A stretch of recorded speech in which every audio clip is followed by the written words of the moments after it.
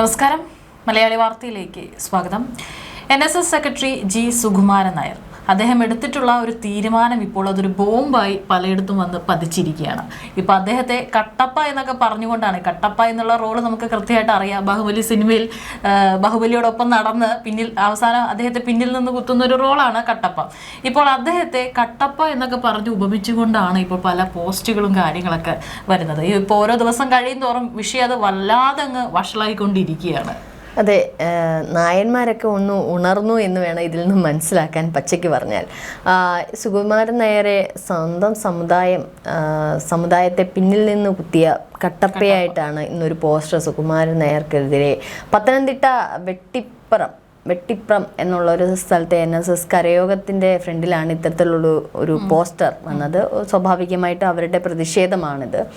കട്ടപ്പയായിട്ട് പറയുന്നത് സ്വന്തം സമുദായത്തെ പിന്നിൽ നിന്ന് കുത്തി. അപ്പോൾ അതിൽ നിന്ന് നമ്മൾ മനസ്സിലാക്കേണ്ടുന്ന മിക്ക കരയോഗങ്ങളിലും വലിയൊരു എതിർപ്പ് സുകുമാരൻ നായർക്കെതിരെ വന്നിട്ടുണ്ട് എന്നുള്ളതാണ്. അപ്പോൾ ഈ തീരുമാനം എവിടെ നിന്ന്, ആരുടെ പേരിൽ, എങ്ങനെ വന്നു എന്നുള്ളതാണ്. നമുക്കറിയാം, ആഗോള അയ്യപ്പ സംഗമത്തിൽ NSS എടുത്ത ഒരു തീരുമാനം ഒരു പക്ഷേ വല്ലാണ്ടത്തെ ഒരു അടിയായിരുന്നു. ഒരു പക്ഷേ ഹിന്ദുമത വിശ്വാസികൾക്കും കോൺഗ്രസിനും ബി ജെ പിയൊക്കെ ഞെട്ടിപ്പോയെന്നാണ് പറയുന്നത്. ഒരിക്കലും NSS ഇങ്ങനെ ഒരു തീരുമാനം എടുക്കുമോ എന്നുള്ളൊരു സംശയമായിരുന്നു.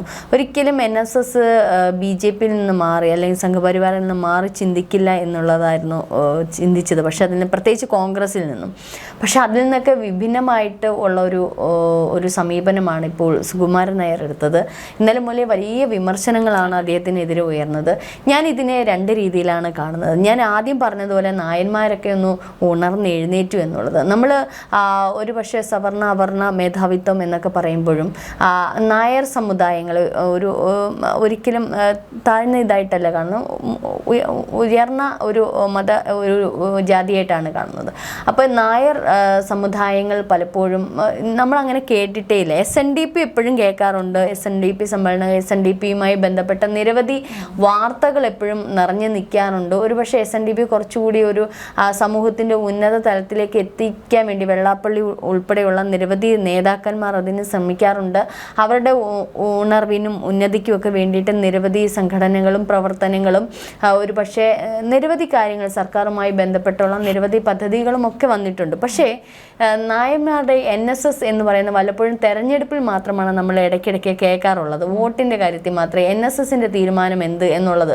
പക്ഷേ ഇപ്പോൾ കുറേ നാളായിട്ട് അതും കേൾക്കാറില്ല. NSS എന്ത്, കരയോഗം എന്ത് എന്നുള്ളത്. ഒരു പക്ഷേ ഇതൊക്കെ ഒരു ഉണർവിന് വേണ്ടിയിട്ടുള്ള ഒരു മുൻകരുതൽ എന്നായിട്ടാണ് എനിക്ക് തോന്നുന്നത്. കാരണം നായന്മാരുടെ ഉന്നമനത്തിനും വികസനത്തിനും, കാരണം നായർ വിഭാഗം എപ്പോഴും സാമ്പത്തിക ശ്രേണി ഉള്ളവരാണ് എന്നൊരു പൊതു സ്വഭാവമുണ്ട്. പക്ഷെ അതങ്ങനെയല്ല.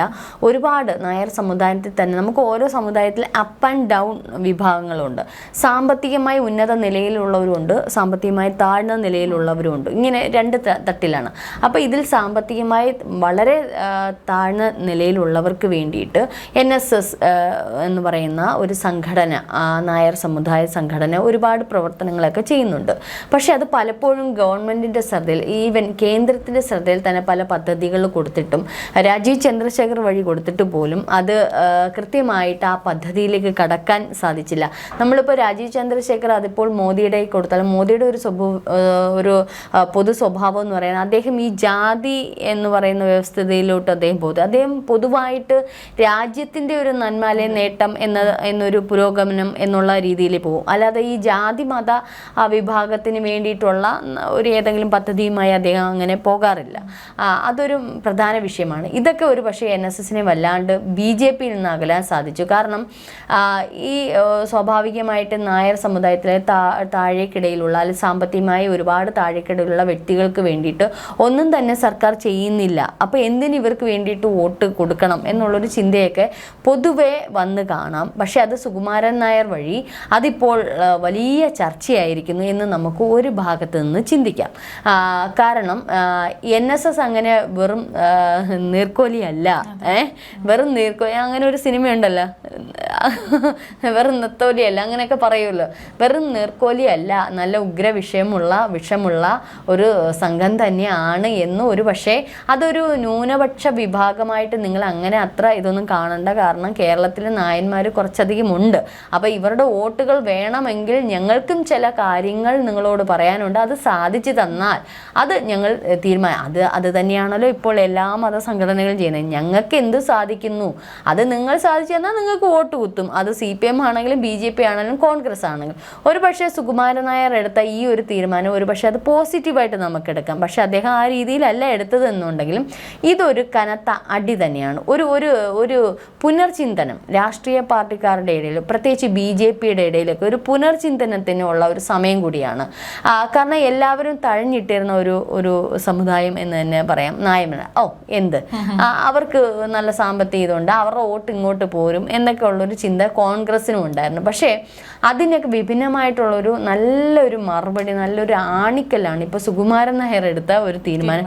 അത് CPM-ന് അനുകൂലമായിട്ട്, ഒരിക്കലും CPM-ന് അനുകൂലമായിട്ട് സുകുമാരൻ നായർ എടുക്കരുതായിരുന്നു. കാരണം അത് മറുവിഭാഗം. ഇപ്പോൾ ഇത് ഒരു ഭാഗം നമ്മൾ ഇങ്ങനെ ചിന്തിക്കാം, ഒരു പക്ഷേ ഇതൊക്കെ ഒരു പുനർചിന്തനയ്ക്ക് നായർ സമുദായത്തിൽപ്പെട്ടവർക്ക് വേണ്ടിയിട്ട് ഒരു പുനർചിന്തനയ്ക്ക് സുകുമാരൻ നായരുടെ ഈ ഒരു പ്രസ്താവന എന്തുകൊണ്ട് യോജിച്ചതെന്ന് ഒരു ഭാഗത്തു നിന്ന് നമുക്ക് ചിന്തിക്കുമ്പോൾ വരും. കാരണം കേരളത്തിൽ ഒരു വല്ലാത്തൊരു കോളിളക്കം ഇത് സൃഷ്ടിച്ചു. ശബരിമല വിഷയവുമായിട്ട് ബന്ധപ്പെട്ട് ഒരു കോളിളക്കം സൃഷ്ടിച്ചു NSS ഇത്തരത്തിലുള്ള ഒരു തീരുമാനത്തിലെത്തിയപ്പോൾ.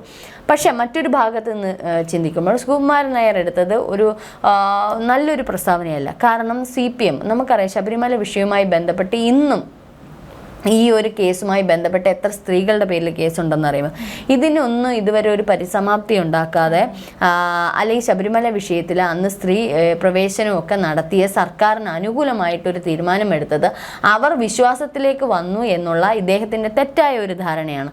ഒരു പക്ഷേ അത് ഹിന്ദു നായർ വിശ്വാസികളെ അവരുടെ അഭിപ്രായം കൂടെ കണക്കിലെടുത്തിട്ട് വേണമായിരുന്നു അദ്ദേഹം ഈ ഒരു പ്രസ്താവന നടത്തേണ്ടുന്നത്. ഇപ്പോൾ NSSൻ്റെ ഒരു ഫേസ്ബുക്ക് പോസ്റ്റ് ഞാൻ ഇന്ന് കണ്ടു.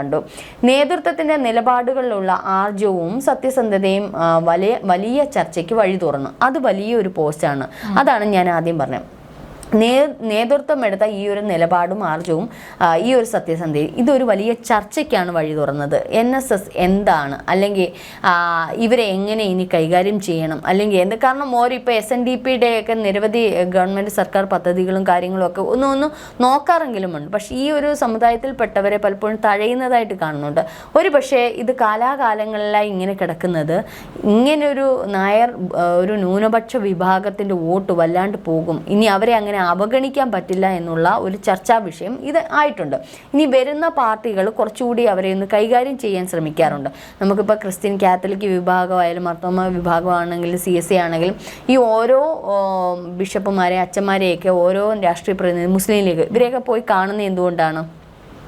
കാരണം ആ വിഭാഗത്തിന് വോട്ട് വേണം. അപ്പോൾ അവർക്ക് വേണ്ടുന്ന ഇപ്പോൾ സമസ്തയുടെയൊക്കെ കാര്യവുമായി ഇപ്പം നമ്മുടെ വിദ്യാഭ്യാസ വകുപ്പിൽ തന്നെ സമസ്തയുടെ ഒരു വാക്കിന് തന്നെ വില കൊടുത്തു. അപ്പോൾ ഇത്തരത്തിൽ മറ്റുള്ള സമുദായങ്ങളുടെ ഇടയിൽ വാക്ക് കൊടുക്കുമ്പോഴത്തേക്കും NSSൻ്റെ പലപ്പോഴും തീരുമാനങ്ങൾക്കൊരു വാക്ക് അല്ലെങ്കിൽ ഒരു കേൾവിക്കാരായി പോയി നിൽക്കാറില്ല.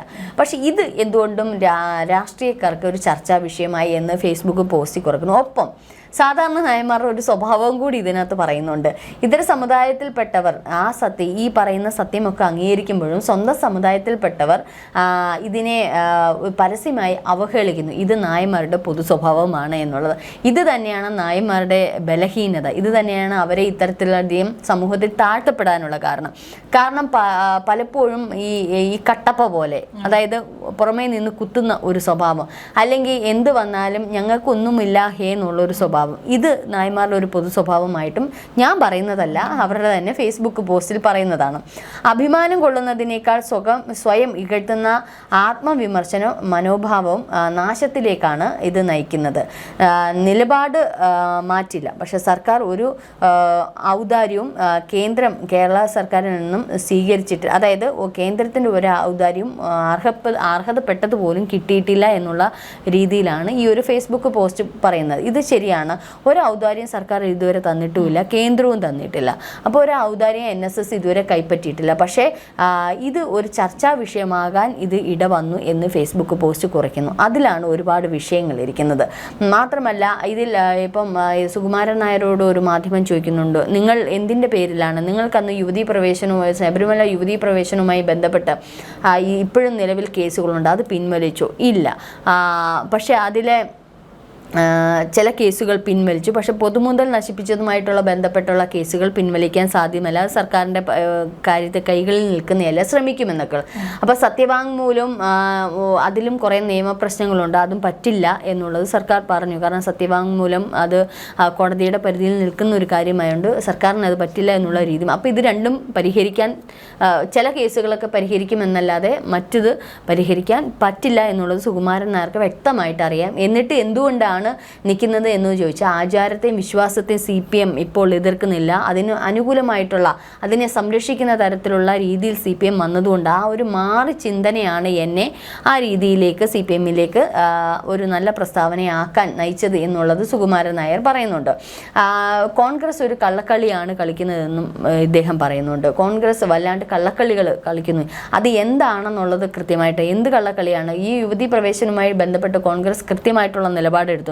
അന്നും ഹിന്ദു വിശ്വാസികളോടൊപ്പം കോൺഗ്രസും BJP ഒക്കെ ഒത്തൊരുമയോടെ, RSS ഒക്കെ ഒത്തൊരുമിച്ച് തന്നെ നിന്നിരുന്നു.